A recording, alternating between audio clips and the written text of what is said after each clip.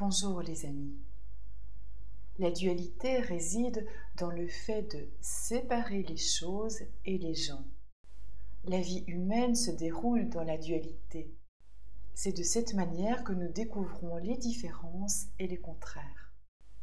Par exemple, nous connaissons le chaud parce que nous connaissons le froid. Nous connaissons le repos parce que nous connaissons la fatigue. Il en est de même pour jeunesse et vieillesse, grand et petit, beau et laid, et ainsi de suite. La dualité est l'expérimentation de moi et les autres, du palpable et de l'invisible. L'unité est au contraire un espace de lien unifiant les êtres, tout comme l'océan est un endroit qui regroupe toutes les gouttes d'eau. L'espace d'unité n'est autre que la source d'où nous provenons, tout comme la goutte provient de sa source. Chaque goutte est unique et détient l'information de toute la masse d'eau. Chaque être vivant provient de la source appelée aussi conscience, Dieu ou tout autre mot. Cela veut dire que cette conscience détient l'information du tout. C'est dans l'unité que l'expérimentation de la dualité est rendue possible. L'unité est la neutralité qui englobe tout. C'est grâce à elle que nous pouvons faire la différence entre le chaud et le froid, justement parce qu'elle est neutre. Je vous donne un exemple. Si vous rincez un pinceau de couleur rouge dans de l'eau qui au départ est transparente va se colorer et ensuite si vous rincez d'autres pinceaux avec d'autres couleurs, eh bien l'eau finira par devenir en gris brunâtre et il ne sera plus possible de percevoir les différentes teintes. La teinte n'est visible que quand l'eau est transparente, donc quand elle est neutre. Et il en est de même pour la conscience. C'est parce qu'elle est transparente, neutre, que nous voyons les différences et les contraires. L'expérience de la dualité est un choix que nous avons fait avant de nous incarner dans ce corps physique. Une forme de voile de l'oubli s'est posée sur nous et le but de la vie est d'observer les dysfonctionnements qui surgissent plus nous nous éloignons de cette source. Et c'est en nous en rapprochant que nous pouvons nous souvenir de cet état de non-dualité duquel nous provenons. C'est dans la dualité que naissent les tensions, les oppositions, les conflits, la concurrence, la peur et la haine. Il y a des choses qui sont acceptables et d'autres qui ne le sont pas, des choses aimables et des choses détestables, et nous entrons en lutte. Or, dans la vie, nous n'avons pas le choix de prendre certaines choses et d'en laisser d'autres.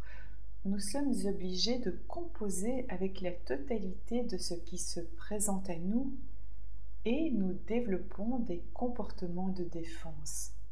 C'est en cela que cultiver la paix intérieure peut nous être utile. Dans un état de paix, les choses qui sont pénibles diminuent d'intensité et ce qui subsiste peut être regardé comme un événement de passage, une situation qui a un début et une fin puisque rien ne dure.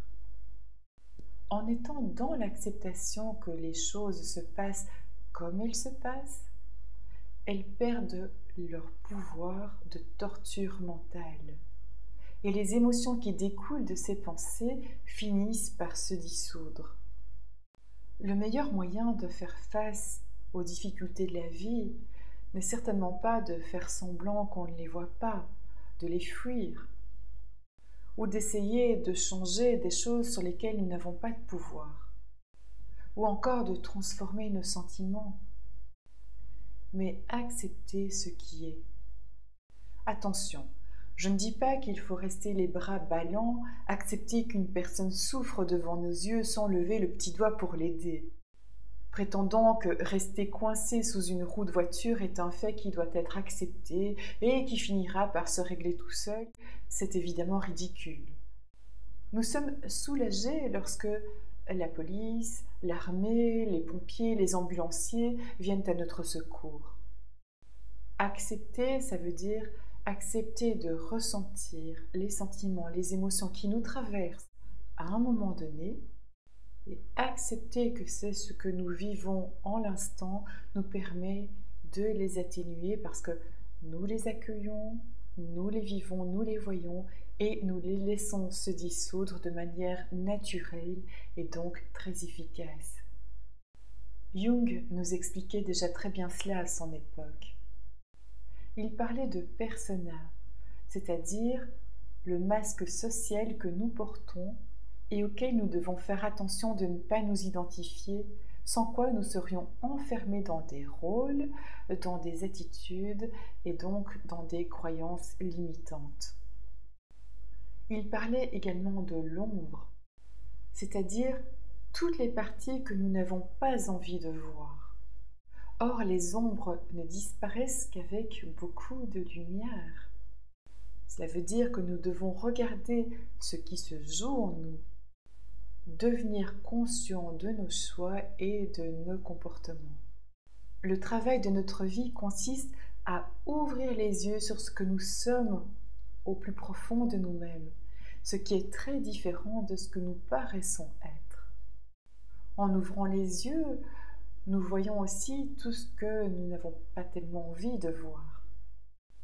Nous voyons ce qui nous pose problème, nous apprenons à accepter ce qui est, à reconnaître ce qui est, ce qui passe, et nous apprenons à lâcher prise pour recouvrer plus de liberté, de paix et d'amour pour soi et avec les autres. Tous les buts que vous vous fixez et pour lesquels vous travaillez, qui vous remplissent le cœur de joie, qui embellissent votre vie et celle des autres, qui nourrissent votre intellect et vous procurent un certain plaisir de vivre, toutes les richesses matérielles qui vous apportent plus de confort et tous les liens amicaux ou amoureux qui vous comblent, toutes ces choses peuvent se vivre pleinement dans ce corps et dans la dualité. Mais nous ne devrions jamais perdre de vue que toutes ces choses sont des occasions, des opportunités pour nous souvenir de ce que nous sommes, d'où nous venons et où nous allons après ce voyage terrestre. La conscience est neutre, elle n'est ni patiente ni impatiente, elle nous laisse faire nos choix. Plus vous apprenez à installer le calme en vous, et plus vous serez sensible à vous laisser guider par l'intuition. Et l'intuition, qui est-ce à votre avis? Je vous propose, comme à chaque fin de vidéo, de pratiquer une minute de silence ensemble. Vous fermez les yeux, vous vous concentrez sur votre respiration et vous laissez le calme s'installer. Je vous avertirai à la fin de cette minute par la petite clochette.